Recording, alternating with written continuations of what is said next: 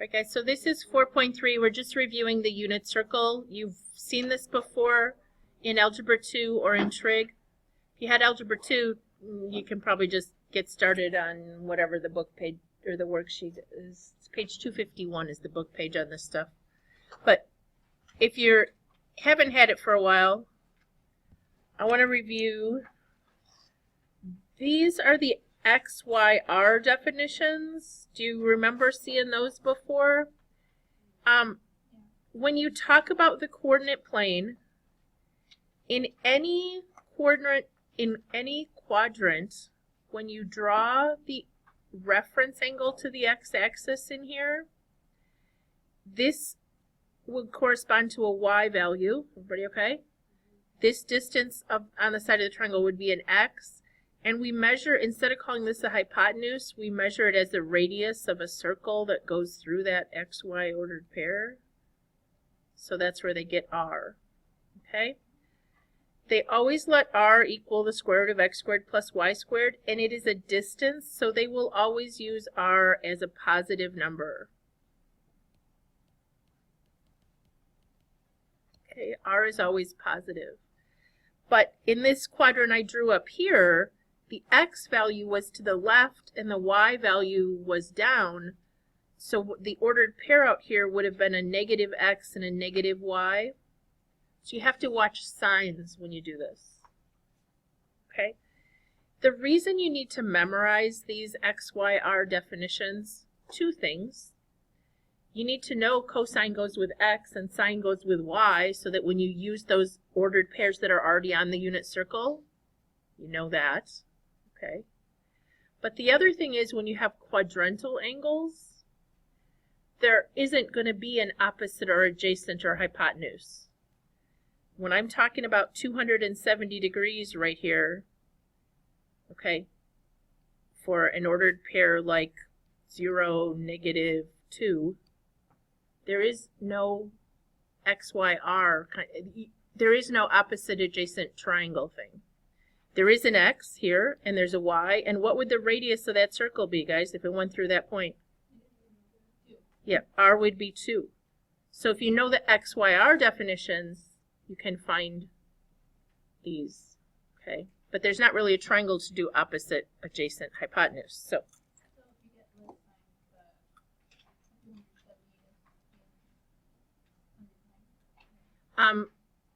If you were doing, okay, there are things that will be undefined. Yes, if you did tangent, it's y over x, so you'd have -2 over 0, which would be undefined. Perfect. Yep, great question. All right, well, you pretty much just covered the whole lesson today. Just some practice. Reviewing reference angles. I've heard today that a lot of teachers don't use this anymore. I thought everybody used the bow tie. Okay? The bow tie is this idea that all of the reference angles are with the x-axis. So any angle in this first quadrant, the reference angle will be drawn to the positive x-axis. Any angle in the second quadrant will be drawn to the negative x-axis. Any angle in the third will be drawn to the negative x. And any angle in the fourth will be drawn to the positive x. So those are the reference angles. The bow tie tells you where to draw your reference angle triangle. Let me give you a quick example. If we said 294 degrees, you would go around 90, 90, 90, that's 270, so you'd go around another 24 degrees. But 24 is not the reference angle. Okay, 270 plus 24. The reference angle is actually the angle it makes here with the x-axis. Okay? I always learn to use alpha for a reference angle. This section in the book they use theta for the angle and theta prime for the reference angle, which is just confusing to me. So, but the reference angle here would be, how would you find this difference right here? You could do 90 minus 24, or you could do 360 minus 294, yes? It's the same thing. reference angle. Everybody remember reference angle now? So the big thing out of that whole bow tie conversation is, if I give you 294, you're not going to give me 24 as the reference angle, right? Or if I give you 77, you're not going to give me this as your triangle. No one's going to do that, right? Never with a vertical line, always with the horizontal, of the x-axis, okay? All right, then the other thing we want to review real quick is when you're all doing these and you can't remember what the signs are, do you remember doing all students take calculus? Yeah, all students try crack or something, or I don't know. It was bad. I heard all kinds of people doing weird things. Okay. Bad. Okay. The other option is, if you want to remember it going the other direction, it spells X, right? A-C-T-S. But then you got to remember that you're going the other direction. All right. What do those even mean, though? All means all of the functions in this quadrant are positive. S stands for sine, and then that would mean also cosecant, right? Oh, cosecant, are positive. You got to know that that means that's what's positive in that quadrant. T stands for tangent, which would also mean cotangent, are positive in that quadrant. And C stands for cosine is positive, which would also make secant positive. I will tell you, I never use that. Because I have memorized the XYR definitions, so I know over in this quadrant, X is positive, X is negative and Y is positive, yes? So sine is Y over R, positive. Cosine is X over R, negative. Okay? If you know the XYR definitions, this is just kind of a check. When I'm all done with a problem, I'll go back and go, okay, I was in quadrant 2, so the only thing that should be positive is, okay, so just watch your signs as we do problems today.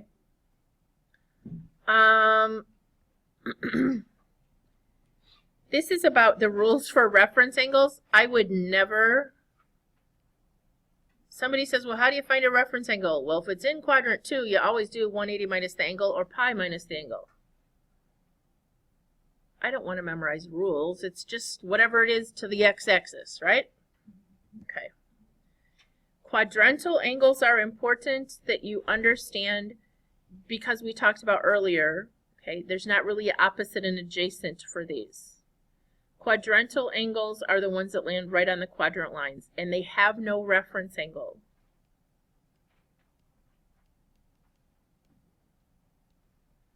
So there's 0 or 90 or 180 or 3 pi over 2 in radians or whatever. Okay. So let's fly through these. Drawing picture 330. It's a positive number, so you need to show an initial ray at the positive x-axis and an arc going around and ending in which quadrant? Okay.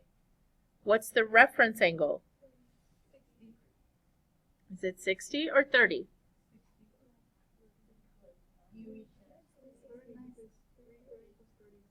Okay. It's 30 degrees because it's the angle to the x-axis. Well, I was here in both. And so when you draw it, you really should draw it more than halfway into that quadrant, right? Yeah. They told me Mr. Hardy passed out little clear plastic protractors and you had to like be accurate. Just get in the right quadrant and try to make it close and I'll be happy. Okay. Some hints about memorizing radians. Pi is how many degrees? 180. Okay, think about a 180 line. If I split it in half, I have what? 90, right? Half again would be how many degrees? 45. So a pi over 4 is 180 divided by 4, or 45. So I'm going negative direction, 45, 45, 45. So there's negative 3 pi over 4. Now, some of you would rather do it in degrees, and you can do it that way, but you still need to find the reference angle in radians because it was given in radians. Anybody figure out what would this angle in here be? A pi over 4. And reference angles are always positive. Okay, reference angles are always positive as well.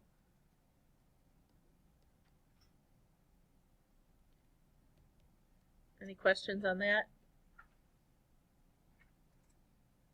All right, 9 pi over 6. Really dumb answer, actually, or question, because it reduces from the beginning, right? But if you didn't realize that, 180 divided by 6 is how many degrees? 180 divided by 6, guys? 30. 9 30s.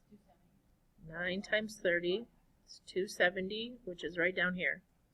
Just trying to help some of you have trouble with the degrees and radians thing. All right, so this is the answer around to here. You need the little arc to show you went in the positive direction. It's a quadrantal angle. It has no reference angle.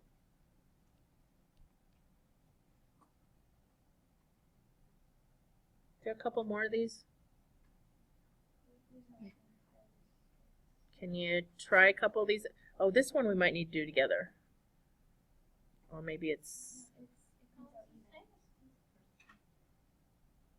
11 pi over 6 is actually all the way around to here. Because pi over 6 is 30, so that's 11 times 30 is 330. Which leaves a 30 in here, or what is it in radians? Okay, the last two aren't on your unit circle anywhere. 165 would be in which quadrant? And the reference angle?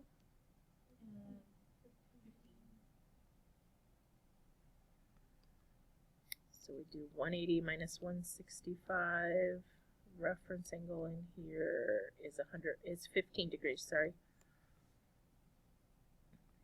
And a lot of you would probably change this to degrees, but you need an answer in radians. Okay. Help me think about this without a calculator. What's 180 divided by 9? 20. 5 times 20, anybody know that one? 100. So this is negative 100 if you want to think in degrees. So it's here. That was negative 5 pi over 9. Now the reference angle. Okay. It would be pi minus 5 pi over 9, or 4 pi over 9. If you did it in degrees, that was 100 to here, right?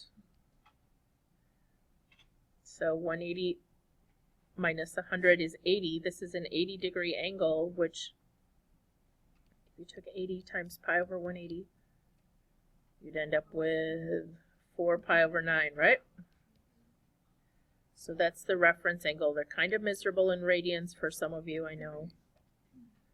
You can always switch to degrees, but if it started out in radians, you need to answer in radians. So you got to do switching back and forth.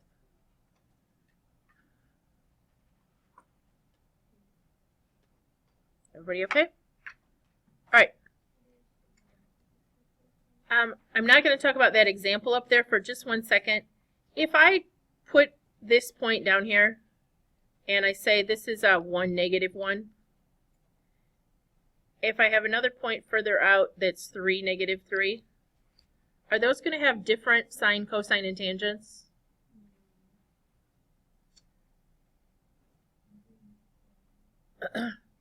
The ratio of this side to this side, or this side to this side, it's the same. And it doesn't matter if I decided to do something crazy like negative 5 and up 1, or I went all the way out to negative 10 and up 2. This angle in here is the same, so the sine, cosine, and tangent will be the same. All right. Now, they have an example. So the idea is when you draw this ordered pair, this is your x value, this is your y value, and to find r, you can do this, right? And then you can use your x, y, r definitions to find sine, cosine, and tangent of any point on that line. That's why it says be a point on the terminal side. A point. There are multiple points on that line that would all have the same sine, cosine, and tangent. All right, let's try 7. I know there's not a lot of room, so my suggestion is if we do okay on 7, we'll just skip 8. So if you need to use that space, okay? So for number 7, what quadrant are we in? Yes, 2 to the right and down 5.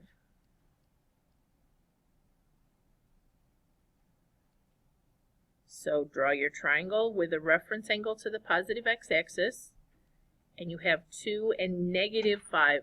I always forget that negative, but then I usually catch myself at the end of the problem because I remember to check which ones should be negative.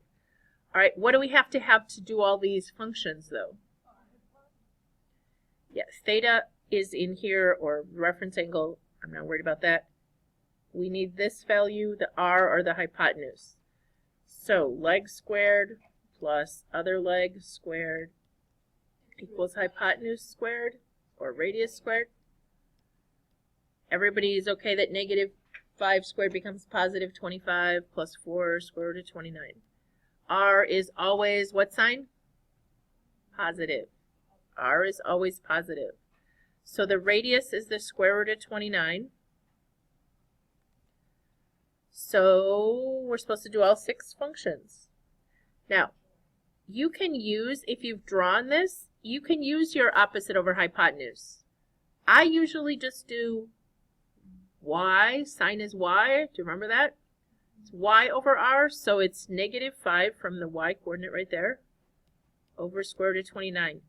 What does that rationalize to? Negative 5. Good call. Do you need me to write out how we got that, or are we okay? Do you want to do the reciprocal right away? That would be cosecant. And there's an easy one to flip over, right? Square root of 29 over negative 5. You can put the negative top, bottom, in the middle. It doesn't matter. It's just got to have one negative. All right. What about cosine? X over r, or 2 square root of 29 over 29, which makes secant. Yep, if we flip this first one over, we'd have square root of 29 over 2. All right, what's tangent? Anybody know my definition with x, y, and r? Y over x. So I could have done tangent without ever drawing a picture. Tangent is y over x, so it's negative 5 over 2. And the cotangent is? Okay, always at the end of these problems, I go, wait a minute, I'm in quadrant 4. All students take calculus. The only thing that should be positive is cosine and its reciprocal. Are these the only two that were positive? Make sure you have a negative here, a negative here, a negative here, and a negative here. I always check at the end because it never fails. I lost a negative somewhere. Were we good without doing number 8? Okay. Quadrantal angles. This is the reason you need to know your sine, cosine, tangent. Your XYR definitions. If you're at 270, now this is kind of, if you're using your unit circle, this is 0, 1, negative 1. Yes? Okay. And the radius out to that point would be 1, if you had a circle here. I just need you to understand that if I chose this point to be 0, negative 200, the radius out there would still be 200. So for the cosine of x over r, does it matter if I do 0 over 1 or 0 over 200? No. What's the value? 0. Okay. The cosecant at pi over 2. Well, pi over 2 is up here, yes? So instead of 0, negative 200, it would be 0,200 or 0,1 or whatever. Cosecant is the flip of which one?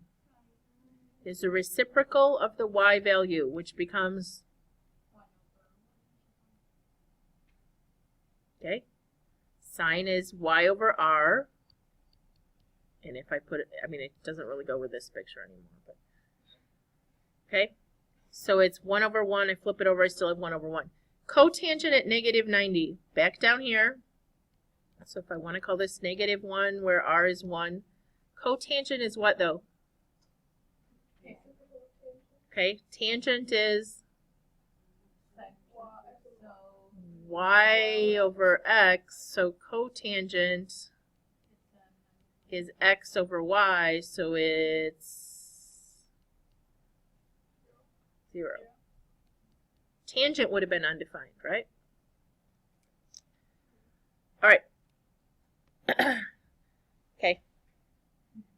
I'm going to bore you for a couple minutes, if I haven't already been boring you. Do you remember ever learning where these numbers actually came from? Square root of 3, 2, 1.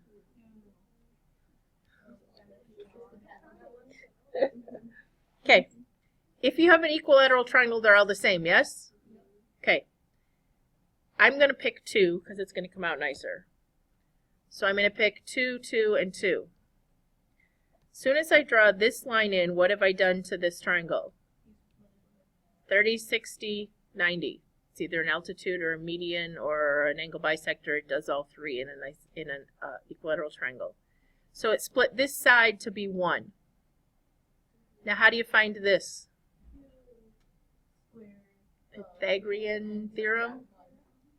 Okay, so if I call this leg, I'd have 1 squared plus leg squared equals the hypotenuse over here. Do you see my 30, 60, 90 hypotenuse? Woo! That was a mess. Okay, so leg squared, 4 minus 1 is 3, square root of 3. That's where that comes from, okay? Now, it's true of any size. So if instead of 2, I made this 2 times 12, this would be 1 times 12, and this would be square root of 3 times 12. So it's 2x, 1x, and x square roots of 3 for a 30, 60, 90. You also learned it as short leg, 2 times the short leg, and short leg times square root of 3. Does that sound familiar? All right, the other one, sorry, that was really messy. The other one is easier, guys, because what's true if it's 45, 45, 90? Yeah, these are the same. So if I call this 1 and 1, and I do Pythagorean theorem, I get 1 squared plus 1 squared equals hypotenuse squared, which is square root of 2. And again, x, and x square roots of 2, because it doesn't matter what we multiply by, how much bigger we make it. All right, I'm going to use those ideas here, and then we're going to talk about just using the unit circle sheet, okay? Pi over 3 is 60 degrees, so 5 of them is what?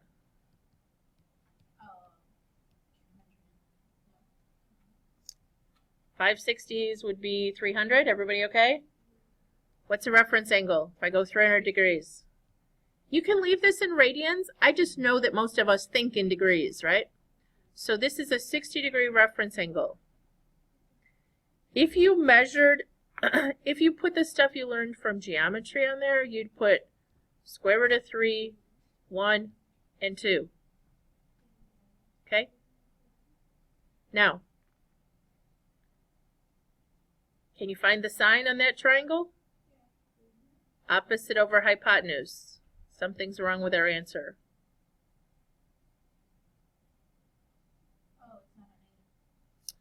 Good job. We went down in this quadrant, right? Went to the right and down, so this should have been negative square root of 3 over 2. Most of us are just going to use the unit circle sheet, and I'm going to talk about what we do. What we do there is we want the radius to be 1, so do we divide everything by 2. So the ordered pair here was over 1/2 and down square root of 3 over 2, so that the radius turned out to be 1. Does that sound familiar on the unit circle sheet? So the sine is always the y value, yes? Okay. Cosecant 210. What can you tell me? Reference angle, maybe?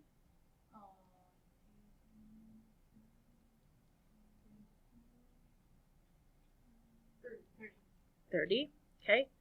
If I were labeling this like I did the last one, the short leg over here would be 1, the hypotenuse would be 2, the long leg would be square root of 3. Negative. Both of these are negative because we went to the left and down. So cosecant, it's a flip of sine. Sine is opposite over hypotenuse, so this one becomes hypotenuse over opposite, which would be 2 over negative 1 or negative 2. Using the unit circle, if you divided all this by 2, the ordered pair out there would have been negative square root of 3 over 2 and negative 1/2. This is the sine. So when you flip that over, you get cosecant, which is negative 2. All right, what's different about this problem?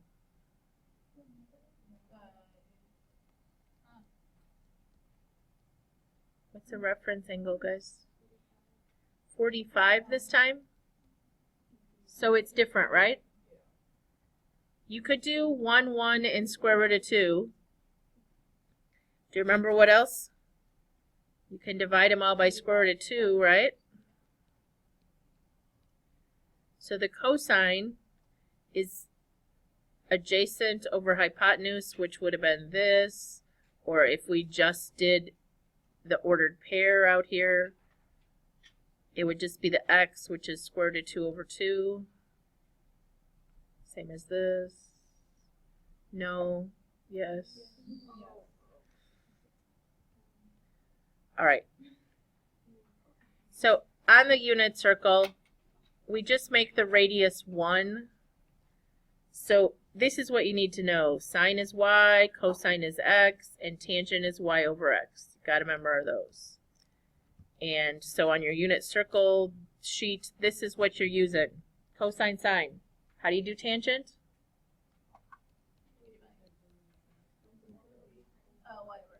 Y over x. Okay.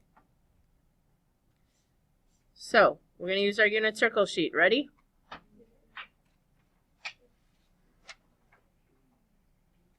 Because we're done drawing little triangles, we're just going to use the sheet and cheat. Sound like a plan? Okay. It says it's helpful to memorize these exact function values, and you will have a quiz where you have to fill in the blank unit circle. Okay? Yes, you need to memorize the unit circle. I'm going to talk about how you can memorize that and relationships that you should see and use after we finish this. All right. Which one gives you trouble? No. All right. 5 pi over 3. If you look on your unit circle, okay, pi over 3 is 60. This would be down here, 60 degrees. If you, guys, this will help. This is shorter than this, yes? If that's a 60, this is longer, right? So this one would be square root of 3. This would be the 1. So the ordered pair out here is I went over 1/2 and down negative square root of 3 over 2. But you found it on your unit circle, yes? Right next to 5 pi over 3, it says this. Okay, what's the tangent? Everybody paying attention because tangent and cotangent are tough. Tangent is this divided by this, y over x. Look what always, always, always will happen. Okay, when you divide, you multiply, and the 2's will always go away, so you end up with what? You can always, always, always ignore the 2's down here and just put the y over the x, because they're going to divide out when you flip it over.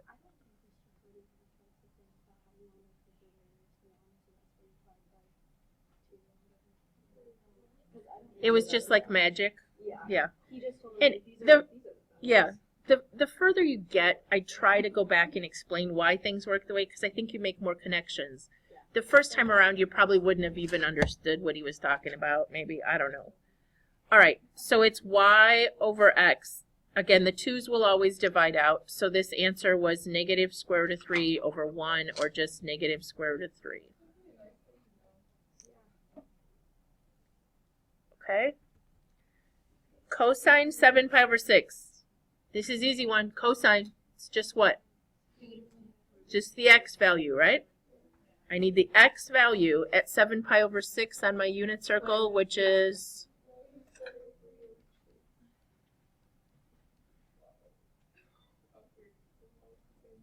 Okay. I'm going to erase over here because we're going to talk about a different one. Negative 3 pi over 4. What I do when I see negatives is I just find the positive so that I know how far to go. 3 pi over 4 is around to here, right? But it's negative, so I'm just going to do that much this way. Does that make sense? Just helps me to look at it in the positive and go, oh, I got to go that far around, but I got to go the other way. Okay, so I'm at this ordered pair down here. And they're done with us being kind. Secant is the flip of cosine. So cosine is what? The x. Can we just flip it over? It's kind of gross. We get 2 over negative square root of 2, or whichever order you want to, wherever you want to put the negative, which becomes 2 square roots of 2 over 2. It's negative, so it all simplifies down to negative root 2. Yeah, it would be too easy to just ask you the cosine. Okay, tangent at pi over 2. Pi over 2 is up here, and tangent is what over what? 1 over 0. Y over x, so 1 over 0 is undefined. Now, I need to make a big deal about this. Do not write this, because I will count it wrong every time. Is that a 0? Is it an undefined? It's an I don't know, so I'm just going to write it down and fool Miss Hoffbauer. It says up here, if undefined, write the word undefined, okay? Yes, you can write UND, but do not just put a 0 with a line through it, and then, no, that's my 0, Miss Hoffbauer. No, that's my undefined, Miss Hoffbauer. No, it's whatever one's right, Miss Hoffbauer. All right, guys. Yeah, it's a TF. It's true false. All right, 4 pi over 3, guys. Shh. 4 pi over 3 is down here. Cotangent is x over y. Can I ignore the 2's? So I get negative 1 over negative square root of 3, which becomes?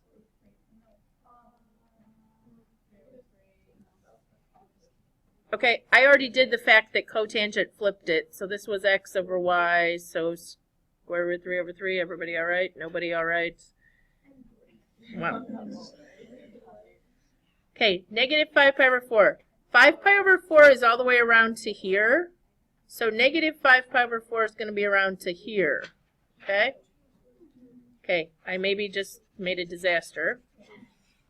But we're here.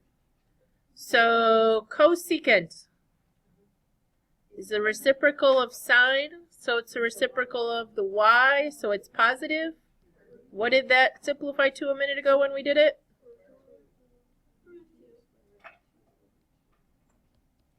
Which is just square root of 2. Okay, cosine at pi. It's just the x value at pi, yes? Because the radius is 1. Cotangent at 270. Down here, cotangent is x over y, so we get 0. Sine at 90 is just the y value up there.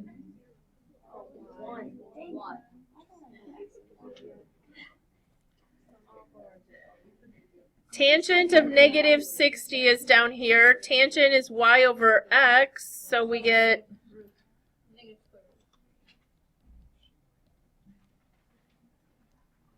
okay? I will tell you this. While you have to memorize the unit circle, These kind of questions will be on a quiz when you get to use the unit circle, okay? Because otherwise, if you mess up drawing it, then you're double whammied. Okay. So you need to have the unit circle memorized for next week, and we will spend some time reviewing how you can do that quickly.